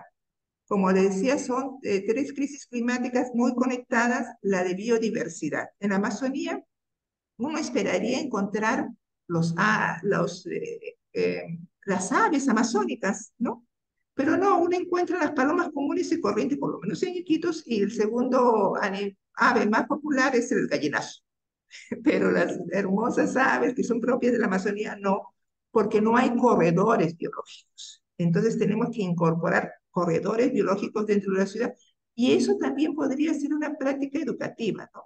O sea, podríamos decirle a los niños, investiguen cuáles son los árboles, ¿no? Y que hay en sus casas. Por ejemplo, antes había huertas, en el caso de Loreto. Las huertas ya no hay. Antes había techos verdes, ya no hay. Pero todos esos espacios, huertas, techos verdes, los árboles, pensarlos planificadamente, nos dan corredores biológicos en donde se podría enseñar la ciencia, ¿no? La ciencia de la biología, la ciencia, ¿no? O sea, es acercarle al niño a la práctica, ¿no? No tanto el documento en sí, sino cómo lo vinculamos para que quiera a la naturaleza. Finalmente, el tema de la consulta, ¿no? La consulta sí, pues es complejo, ¿no? O sea, ha dividido la población, pero entiendo que debería ser el tema de cambio climático se posicione. Si está bien posicionado, creo que no habría esta división de que no es pertinente el proyecto. O sea, hay que crear conciencia y por eso señalé al comienzo, en el Perú, el tema de cambio climático no está en agenda. Cuando converso con los colegas de Chile, me dice, el tema de cambio climático no hay en Chile, no hay que sensibilizar. Es justamente nada más ya ir a la acción. Pero nosotros ni siquiera lo tenemos como plan, la sensibilización. Entonces tenemos que ir sensibilizando para que estos resultados que son problemáticos, que la gente no se compre el pleito, ¿no? Ante una buena decisión, se mantengan, ¿no? Por ahí me quedo. Gracias. muchas gracias, Maritza. Simea,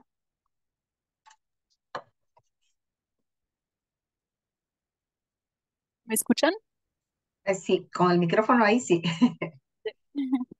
Ya se ha dicho mucho, quizás complementaría a lo que decía Maritza, respondiéndole a Jaime sobre el tema del cuidado.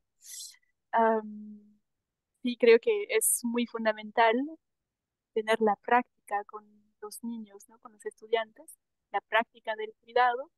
Y para eso en las ciudades puede ser un huerto chiquito, puede ser puede ser un espacio muy pequeño en el cual se hace esa práctica del cuidado y creo que con un poco de creatividad se puede hasta hacer un jardín minúsculo en un vaso de agua. Creo que sí, se pueden encontrar muchas formas de practicar el cuidado incluso sin salir del aula, aunque eso sería lo ideal, ¿no? Am, que se puedan salir del aula, hacer también clases afuera. Por ejemplo, si se trata del tema de la fertilidad del suelo, siempre les digo a los maestros que pueden salir, que vayan a ver una chacra, que vayan a oler el suelo, quizás comparar el suelo del bosque con el suelo de una chacra que se está degradando. Entonces, sí, la experiencia práctica, el tocar, el oler, la estimulación de los sentidos es fundamental para crear ese vínculo um, que se, que se busca crear, que se busca cultivar. Um, y en todo eso, el docente es un ejemplo. ¿Cómo, cómo trata el docente a una mariposa que viene adentro del aula? ¿Lo va a aplastar o la va a acompañar para que se pueda ir hacia afuera? Y creo que son gestos pequeños así también que tienen un gran impacto en los niños y en las niñas. Um, sí, creo que me quedo en eso. Gracias. Gracias, Imea. Y justo hay una intervención de Amanda desde Venezuela que va en la misma, digamos, apuesta, ¿no? La de, es cierto, dice, hay que crear esa concientización en los niños, yo digo niños, niñas, adolescentes, jóvenes, adultos, ¿no? Desde la pedagogía en las aulas para formar, ¿no? Al ciudadano del mañana y del presente con esa sensibilidad hacia el medio natural que lo rodea.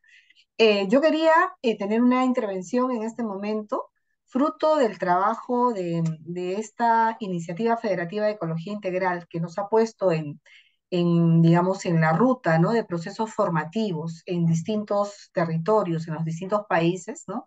Y también de recuperación de saberes y prácticas ancestrales, ¿no? Que cuidan, digamos, el entorno, los sabios, las sabias tienen ahí ¿no? Una memoria a compartir. Uno de los hallazgos que teníamos a la hora del encuentro con ¿no? Con los actores educativos era, y decíamos, esto es potente. Es potente si entra, si participa toda la institución o la comunidad educativa, ¿no? Directores, docentes, y también el otro lado, la movilización con los estudiantes. O sea, convocar a la escuela en su conjunto es fundamental para incorporar, ¿no? Y trabajar estos procesos de sensibilización. Al comienzo, cuando nos escuchaban, nos decían, pero esto es entonces para los profesores del área de ciencias, ¿no? Naturales, ¿no? No entra el de matemáticas, no entra el de comunicación, no entra el de física. Y la reflexión era, no, eso es un asunto de todos nosotros, ¿no? De toda la comunidad, o sea, el tema del cuidado de la casa común, el tema del cambio climático, el cuidado del medio ambiente, no es un asunto estricto, ¿no? De una disciplina en particular. Y ese fue un elemento potente porque una cosa es que entren todos, ¿no? Y por tanto, en toda la dinámica ya más cotidiana en el aula, se siente, ¿no? Entonces, toda esa búsqueda de la interdisciplinariedad se hace real. Y lo segundo, el otro lado, la relación que Simea lo ha comentado y también varios, con la comunidad, con los padres y madres de familia es fundamental. O sea, ese vínculo, ¿no? Escuela y comunidad, creo que es el que nos abre posibilidades para generar estos procesos de cambio, ¿no? Y de acciones muy concretas articuladas. Ya hemos visto que no se trata del huerto por aquí, reciclarse por acá, sino en una mirada conjunta a las problemáticas que queremos enfrentar, ¿no? Bueno, eran las dos cosas que yo quería, ¿no?, señalar. Y Soledad, ¿Puedo complementar lo que tú acabas de decir? Porque me sí, parece súper interesante. O sea, nosotros también tenemos que pensar que tenemos dos generaciones, o tres generaciones, pero hay dos generaciones. Están los niños y los jóvenes que hoy en día de alguna manera están más conscientes o empapados de los temas de cambio climático, cuáles son las estrategias que tenemos que hacer para poder ayudar con este desafío, y están nuestros padres. Yo soy, por ejemplo, mamá de dos niños que todos los días me dicen cosas que tengo que hacer aquí en mi casa para cuidar el medio ambiente. Entonces, ahí hay otro rol importante de la escuela y de la educación. Nosotros no solo estamos influyendo en la generación de estos niños y jóvenes, sino también en sus hogares y en los adultos que no pasaron por el sistema educativo en un momento donde este era un tema importante, no conocimos en ese momento, no nos hablaban de muchos de estos temas. Entonces, a través de esos niños también estamos influyendo en los hogares. O sea que eso también es súper clave para la sí, educación. exacto. Sí, sí, muchas gracias, Soledad. Y yo les había pedido a nuestras tres ponentes y comentaristas que a modo de cierre, pero en realidad no cerramos porque el tema creo que lo hemos colocado y vamos a darle continuidad, pudieran, sí, tener una frase, ¿no?, final, ¿no?, que quieran ustedes señalar al conjunto, a modo de, ¿no?, digamos, de desafío, en fin, como lo quieran plantear. Les pedí que cada una pueda, ¿no?, tener algo que decir, ¿no?, en términos personales, pero que responden a colectivos, ¿no?, a organizaciones, ¿no?, comprometidas con esta atención al cambio climático, al cuidado de la casa común, ¿no?, como lo estamos llamando en este tiempo, ¿no? Empezamos al revés, ¿te parece? Eso, Como quieras. con Simea, a ver, ¿te parece, Simea? Un llamado, una convocación, como tú lo desees. Sí, ya. Ah, los quiero animar a analizar interconexiones, a cuestionar, a experimentar diferentes puntos de vista, a ser creativos para encontrar diferentes formas de enseñar, de vivir, para crear mundos en el cual, para crear el mundo en el cual queremos vivir. Muy bien, muchas gracias, Simea. Crear el mundo en el que queremos vivir, ¿no? Aprender a pensar y a soñar. Muy bien, Marisa. Siempre en medio. A mí, en lo personal, el tema del cambio climático es un compromiso de vida, ¿no? O Ujú. sea, no es solamente lo profesional, estoy procurando siempre estar atenta, pero lo maravilloso de esta decisión es que se va formando colectivos, ¿no? O sea, promuevo este espacio de reflexión sobre el cambio climático en la Católica, promuevo este espacio en Iquitos. Entonces se va formando una red y hay una red maravillosa de gente comprometida con o sea, que está en la misma lucha. Y tú dices, necesito esta información y te colaboran. Entonces, el tema del cambio climático es un tema vital para la humanidad. Entonces, es jugarla con todo y no somos los únicos. La red climática es bastante amplia, ¿no? Y podemos apoyarnos entre todos. Muy bien, muchas gracias, Maritza. Soledad. Sí, lo que yo me llevo de este trabajo que hicimos al armar este documento con Leora, y la pregunta que nos hicimos, ¿cuál es el rol de la educación en la agenda de cambio climático? Es que es un rol clave y que no todos lo tienen muy claro. Perdón, perdón. Disculpen que todos en mi casa se han ido y me han dejado todos los perritos. Ya está, de aquí en Washington, entonces ya están todos en eso. Lo que les decía, que nosotros como personas que trabajamos en el área de educación, política educativa, en el día a día con la educación, tenemos un rol clave para aportar a la agenda de cambio climático.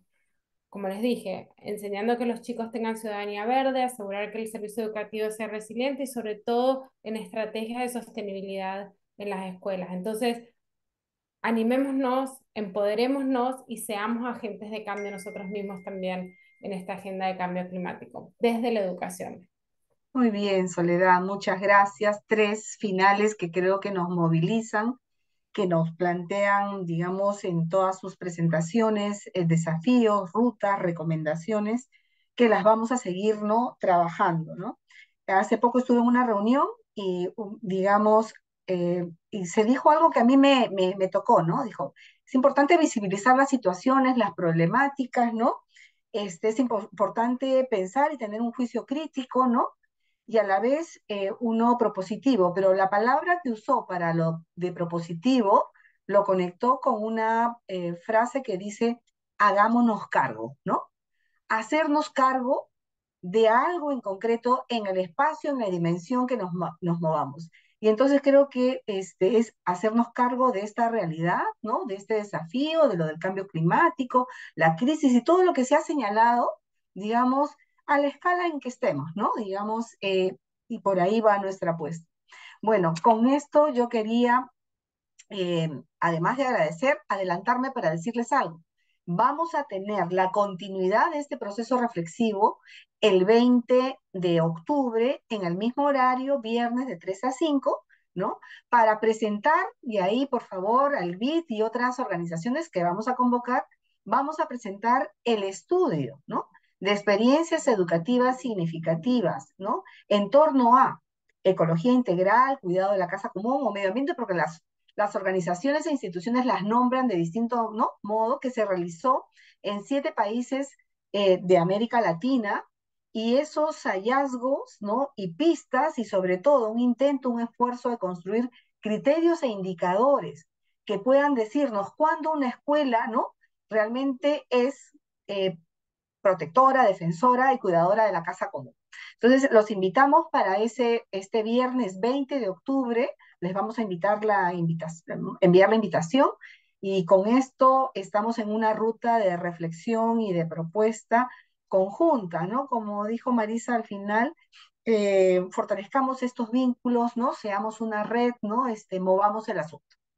Muchas gracias a todos y todas por su presencia, por su aporte, a Soledad y a toda la división del BID de Educación, está Calviora, ¿no? A Maritza, con todo el movimiento, ¿no?